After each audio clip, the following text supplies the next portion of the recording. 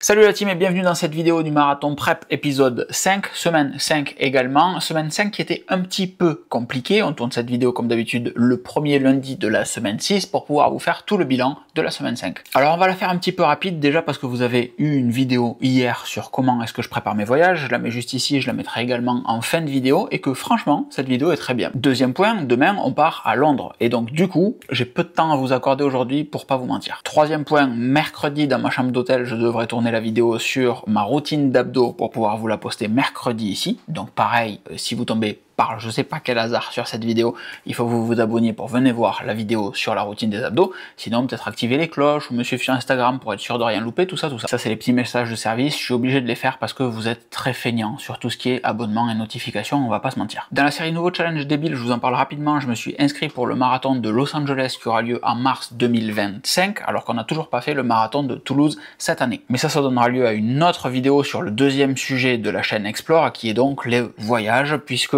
encore une fois on part à Londres là, mais j'ai surtout Los Angeles, New York et demain Londres à vous raconter dans une série de vidéos. Alors une grosse vidéo à chaque fois pour vous partager l'ensemble du voyage, et ensuite comme d'habitude vous posez des questions et je constitue les vidéos qui peuvent être intéressantes sur les sujets qui peuvent être intéressants pour vous. Bon voilà, ça c'est une grosse introduction pour une vidéo marathon prep, mais il y a pas mal de choses à partager, et en fait cette chaîne Explore, comme la chaîne principale orientée très tech, qu'il faut que je réoriente très tech, et bien je me rends compte qu'il y aura beaucoup de choses à vous partager chaque semaine, parce qu'il y a déjà le marathon prep tous les lundis, et au moins une autre vidéo qui arrive en plus si on parle de voyage, si on parle d'organisation, si on parle de préparation, etc. Alors quel est le bilan de la semaine passée? Que c'était très dur après les 50 km. Je pense que j'ai pris un coup de bâton à retardement, c'est-à-dire que lundi, mardi, mercredi, ça allait franchement très bien. Lundi j'avais une patate incroyable, aucune douleur nulle part vraiment.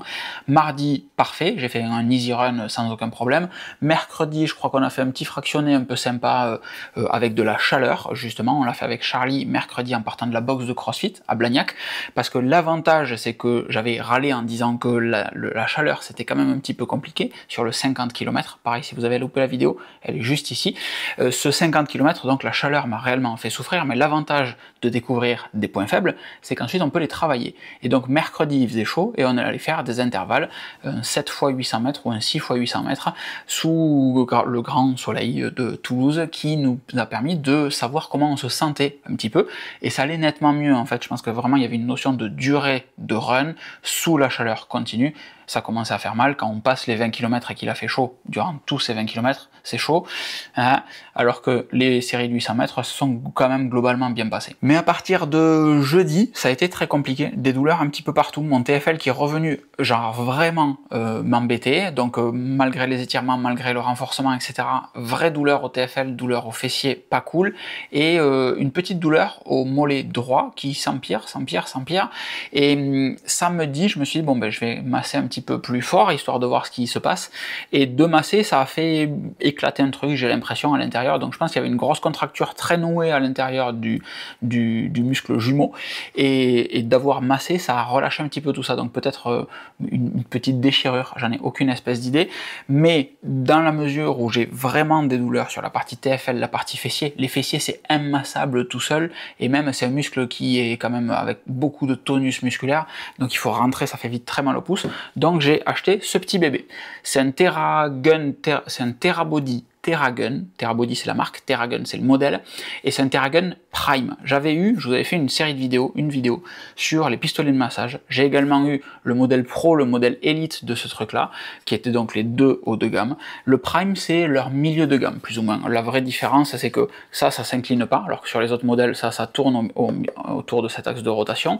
La pression sur celui-ci, elle est de 15 kg, quelque chose comme ça, avant de pouvoir faire planter le pistolet qui va donc venir percuter, le pistolet de percussion, alors que sur le modèle Pro et Elite, on monte à 30 kg, donc c'est en livres à la base, hein, 30 et 60, et ça marche quand même très bien. C'est de l'USB-C juste ici, je sais pas si vous le voyez, ça se charge facilement sur n'importe quel port USB-C, câble USB-C, même s'il est trop puissant, et il est en promo, c'est pour ça que je l'ai pris, il vaut normalement 300 balles, il est à 210 € je crois en ce moment sur Amazon, je vous mets le lien dans la description, je vous en ai parlé ce matin, je l'ai partagé partout, parce que réellement c'est un très bon plan, c'est un excellent rapport qualité-prix, même si ça fait des thunes à sortir, je suis parfaitement d'accord, mais si vous vous entraînez régulièrement, que vous avez des courbatures, des contractures, des trucs à faire partir et que le massage ça vous fait du bien, c'est un super investissement au quotidien de prendre quelques minutes le matin, la journée, le soir, pour faire un petit peu de percussion. Ça aide énormément à faire partir les nœuds, à oxygéner les tissus qui sont un petit peu abîmés, etc. Vraiment, vraiment cool. Le lien est dans la description encore une fois, et les modèles un petit peu plus haut de gamme, les batteries sont amovibles. Celui-ci, il y a juste le port USB-C, mais en fait c'est tout ce qu'on veut. Moi je veux un port USB-C sur le châssis, je branche quand c'est fini, et terminé. Comme j'ai toujours un USB-C sur la table. Mais le gros du sujet de cette semaine, et en fait ça s'est passé aujourd'hui, c'est le retour arrière sur mon plan d'entraînement. C'est-à-dire que jusqu'à maintenant, je faisais moi-même le plan d'entraînement pour cette préparation marathon. Le dernier marathon, celui de Barcelone, on s'est pas mal basé sur ce que pouvait proposer la Garmin Epix Pro Gen 2 en adaptant au fur et à mesure. Là je m'étais dit je vais mettre un petit peu plus de volume, un petit peu plus d'intensité, je vais faire moi le plan d'entraînement, et en fait c'est énormément de ressources cérébrales en plus de tout ce qu'il y a à faire, hein, toutes les chaînes YouTube à alimenter, les Instagram à alimenter, les articles à écrire, les partenariats, les projets qui sont pour l'instant encore secrets dont j'aimerais vous parler très rapidement. Tout ça laisse pas de place en fait pour faire un plan d'entraînement, le réfléchir à chaque fois, tous les jours, toutes les semaines pour l'ajuster au plus juste. Donc retour arrière, et j'ai repris un plan d'entraînement Training Peaks. Comme au tout premier marathon, on avait fait une série de vidéos là-dessus, j'avais fait un plan d'entraînement Training Peaks 80-20 basé sur la puissance pour le marathon niveau 0, débutant. Et là j'ai pris le plan d'entraînement, toujours basé sur la puissance, niveau 1, et je vais coupler ça avec ces deux petits trucs absolument fabuleux, les capteurs Stryd dont on a parlé hier sur la chaîne principale. Ce qui au passage était une connerie énorme. J'ai fait confiance au sondage Instagram qui me disait à 66% qu'il fallait le mettre sur la chaîne principale. Tout le monde s'en fout sur la chaîne principale des capteurs de puissance, même si techniquement c'est des petits trucs absolument géniaux. Donc je vous mets le lien là pour aller voir cette vidéo où je vous parle des capteurs de puissance qui est quand même intéressante. Mais j'ai voulu faire une vidéo plus orientée tech et regarder le gadget, tout ce qu'il embarque et tout ce qu'il permet de faire, et pas forcément adapté à la course à pied.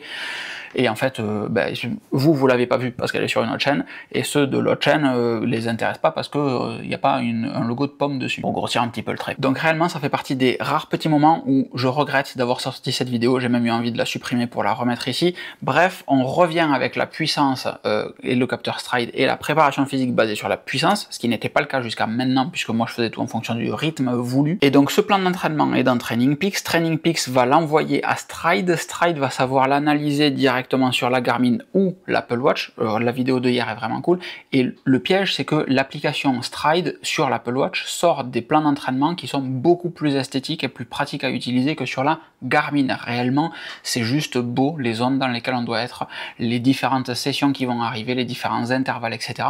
Ça c'est juste magnifique. Mais ça marche aussi très bien sur la Garmin, toujours pareil avec les différentes watch face de la Garmin, on a les applications Stryd qui remontent dessus et qui permettent d'avoir tous ces éléments. C'est juste franchement moins esthétique, on dirait une calculatrice des années 80, ils ont vraiment loupé leur truc là-dessus. Mais foncièrement, ça marche très bien, c'est très précis, et c'est ce qu'on veut. Donc le plan Training Peaks, il est lié dans la description, il est lié dans l'article aussi. Prenez l'habitude de cliquer sur l'article et pas d'aller chercher dans la description, c'est vraiment mieux. Et pour intégrer tout ça dans la Garmin, dans le Stryd, tout est documenté. C'est-à-dire qu'on achète le plan d'entraînement, il vaut 50 balles. On le met dans Training Peaks avec la date de fin la date de la compétition. Pouf, tout se remplit automatiquement. Une fois que c'est dans Training Peaks, ça se synchronise avec Garmin. Et de Stryd va l'importer également de Training Peaks. Vous prenez votre montre, que ce soit une Apple Watch, une Garmin, une Suunto, une Coros, ce que vous voulez, et boum, votre plan d'entraînement remonte automatiquement dessus. L'application Stryd va continuer de se mettre à jour et de calculer votre RFTPW à la volée. Il faut désactiver la mise à jour automatique parce que sinon on n'aura pas les mêmes datas dans Training Peaks et dans Stryd, et périodiquement refaire un test. Mais grâce au capteur Stryd, on a des données très précises de chaque entraînement, et c'est le feu en fait. Donc moi ça me libère énormément de ressources, ça va faire un plan d'entraînement nettement plus varié. Demain j'ai du fartlek par exemple. J'ai un petit peu peur qu'en termes d'intensité ça soit pas assez. Je me situe entre le niveau 1 et le niveau 2 sur les plans 80-20. Le niveau 1 il est un peu facile pour moi, et surtout il n'y a pas vraiment de trucs challengeants, alors que le numéro 2 il y a beaucoup trop de volume. Tous les jours c'est 1 heure de run, je peux pas faire 1 heure de run tous les jours. C'est pour ça que je compense avec l'intensité des petits entraînements, mais quand même un petit peu plus nerveux, pour venir chercher ce qui peut me manquer sur le volume. Mais la conclusion de ce retour sur de la puissance, c'est que comme c'est tellement sexy sur l'Apple Watch, je me tâte à virer la Garmin. Voilà, Je vous laisse avec cette conclusion. N'hésitez pas à laisser des commentaires dans cette vidéo. Je vous fais des gros bisous. Je vous donne rendez-vous mercredi pour ma routine d'abdos.